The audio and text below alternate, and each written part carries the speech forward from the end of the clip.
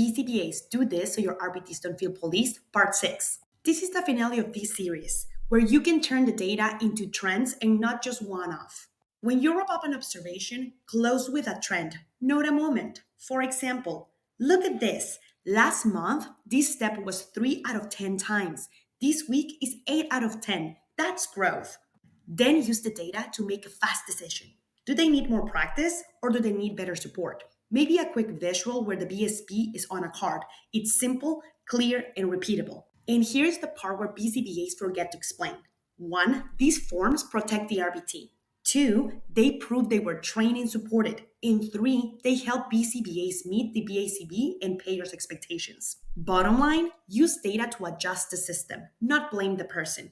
And checklists become allies and not enemies. Comment what makes your RBT most nervous about supervision data, and what's one change you're trying next.